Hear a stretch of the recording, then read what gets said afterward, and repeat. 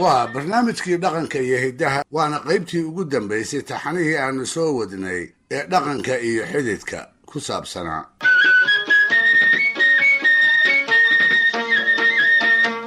dhegaystayaal, inkastoo aanu badsan jirin, haddana axmed nuur aadan qooraab oo axmed dirir loo yiqiinay wuxuu ahaa gabyaa raca hore ku tirsan, markhaatina waxa ugu filan tixaha tirada yar ee laga dhaxlay. gabyaa walibase waxbuu ku caanbaxaaye, sida salaan carabey. axmed dirir waxaa lagu bartay maansada xididka loo tiriyo, taasoo loo boqri karo badankeed soomaalida gabaygiisii wada gaaray ee eeragoo la baxay. sababtii uu u tiriyey aan idiin hormariye, waxaa la yidhi jeer ayuu guddoonsaday inuu guursado oo uu bah labaad yeesho. markaas baa waxaa loogu farmuuqay gashaanti kolkii inaayaheeda loo sheegay uu ab iyo isirba u gartay, waxayse ahayd agoon. sidaa darteedna odayadii xigtada u ahaa ayuu ka doonay, iyaguna waa siiyeen. siduu hidduhu ahaa, wuxuu gabadhii ka keenay geel yarad ah oo qaalmo uu jeclaa ay ku jireen. dabadeedna aroos baa loo gangaamay, wuxuuna mindhismo ku noqday isla reerihii gabadha siiyey. in muddo ah hadduu xididkii la deganaa, ayuu ku tashaday inuu u wareego jifadiisu halkii ay tiil. hase ahaatee, aqalka inuu la guuro uu doonayaa waa badan yahay, oo waa kii uu dhowaanta arooska ku galay. gaadiidka uu haystaana kuma fillo oo waa 2 awr oo keliya. markaas bay ku soo dhacday cidda uu la xididay inuu ka wato ama ka helo 2 kale oo uu ku guuro, dabadeedna uu u soo celiyo. waa hiddaha gaadiid celiska loo yaqaan ee reer miyigu ay isku taakuleeyaan. korkaas buu afadii cusbayd ku yidhi, orodoo gaadiid kale reerka noo soo weydiye. sidii bay yeeshay, waxayse kula soo noqotay awrtii la diid. dabadeedna wuxuu faray waa beriga inay aqalka furto oo dhulka wada dhigto, si wixii ay qaadi karaan ay labadooda awr ugu rartaan, waxa kalena ay saa dambe ugu soo noqdaan. wuxuu odhan jiray, sidaas markaan lahaa iga dhamma ahayne, xididka ayaan ka xishoodsii islahaa, bal inay awrta kuu keenaan markii ay arkaan aqalka oo dhulka ku quban. taasise ma dhicin. intay aqalkii furteen ayay wixii ay qaadi kareen labadoodii awr ku rarteen.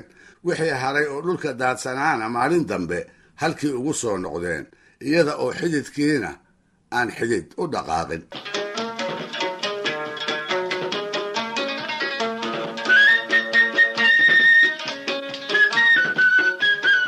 dhacdadaa kadib ayuu tiriyey gabaygan eeragoo la baxay oo naftiisana allaha ka dhigee aanu cidna ku badbaadin. gabadhii cusbayd iyo xididkiiba cagta ayuu mariyey, qoryo kalena wuu ku aflagaadeeyey. wuxuu isku haraamayaa inuu la mid ahaa qof dayaysanoo tubtii habbooneyd ka habaabay markii uu abtirsiinada ku sirmay ee reerihii eeragoo yiilay uu inanta ka doonay. geelii uu fudaydka ku bixiyey ayuu qoomamaynayaa.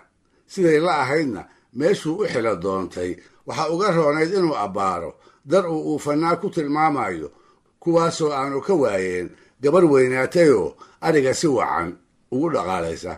shaki ugama jira haddii uu sidaa yeeli lahaa inuu arigu u badan lahaa, meel lagu kala xereeyana aan la heleen. intuu ku halqabsaday gabyaagii weynaa ee aadan carab la odhan jiray ayuu qaybtan ku leeyahay, amarkii ilaah iyo wakhtigu waa wax kaa adage, nin aan baday halkuu aaday waa ula ekoonaydee anigoo arkaayaan waddada eeragoo xulaye abtirsiinyihii baa ii hoday aadan carabowe. maantaan adduunyada baxshaan inanta doonayey, usha dheer markaan geelayaga ugubka soocaayey, abeerka iyo qaalmaha markaan u intihoon waayey, ebyoon iyo markaan miiganoo oloshay laameeyey.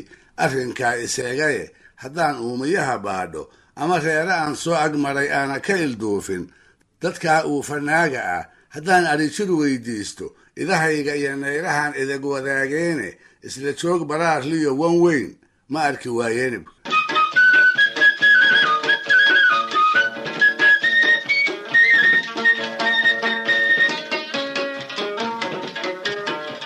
dabadeed wuxuu u jeesanayaa xididkii gaadiid celiska u quuri waayey. wuxuu ku eedaynayaa dhabcaalnimo iyo inay u maleeyeen dhul fog iyo meel aan iimay ka sokayn inuu awrta ula kacaayo, dib dambena aanu ugu soo celin doonin. ugu dambaysta gabadhii uu guursaday ayuu ku tilmaamayaa inay tahay ruux agoona, haddii aabba u noolaan lahaana aan aqalkeeda cidlada lagu fiilsadeen. wuxuu ku soo gebagabaynayaa anigana markii ay iga yarad qaadanayeen waa igu qatareenoo waxay iigu sheegeen qof cid leh oo reer ka dhalatay.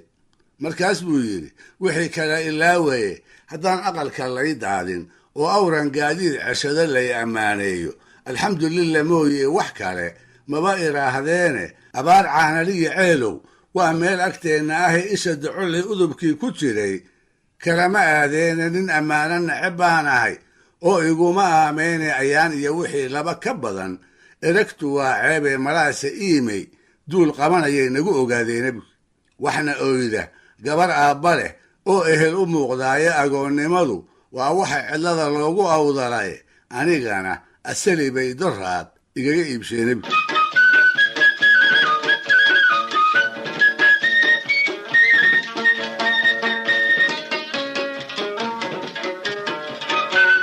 aflagaadada iyo maagga markii la iska indhatiro waa gabay qurux badan oo nin gabyi ogi uu mariyey. waatuu isaga ku halqabsadaya gabay dheer oo jawaaba ayuu aadan carabna tiriyey, gabay uu ku diidaayo kaa axmed dirir iyo doodii uu xambaarsanaaba. hiil buu ka filaayee canaan buu ku halqabsigiisii ka kororsaday.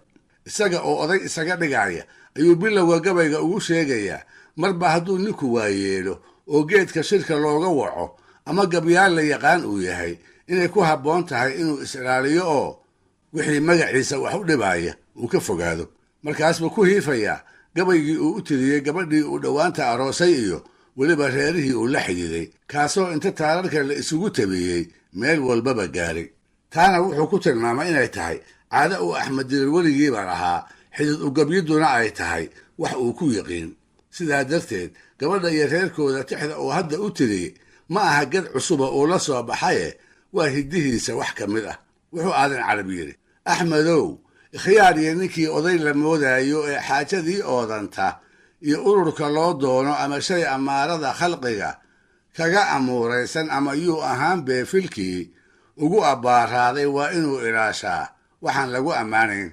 durba inaad arooskii cusbaa gabay ka aasaastay aad inan yaroo udubcada iyo ugubkii ceebaysay ay eera gooban ka dhacay, arartu kaa jiidhay aartiiga iyo taarku keen ooga iyo ciide waa la asturaa xidid hadduu iinba leeyahay.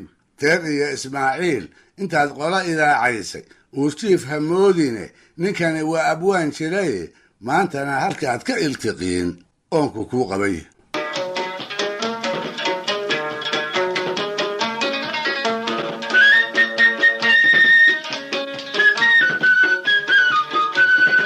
duqayskayaalka aadan carab axmed dirir ma garaysan, daacadna uma u arag. wuxuuba ka qoomamooday inuu ku halqabsaday, jawaabtiisana wuxuu u qaatay inay tahay arrin laga shirayoo isaga iyo qoladii uu u gebiyey ay iska arkeen. markaas buu tiriyey tixuu aadan ula jeeday 3 meelis oo qurihina ay iga soo gaadhay. wuxuu yidhi nin hadduu mar laaluushka cuno waa libaax bariye durba lahatay oo meel kaley kaaga lulayaane libtuun baan ku siiyey darbaa iiga kaaladanay. dhegaystayaal barnaamijkii dhaqanka iyo hidduu maanta halkaa inoo joogo waa inoo toddobaadka soo aadan iyo ku lamid ah hadduu eebba idmo.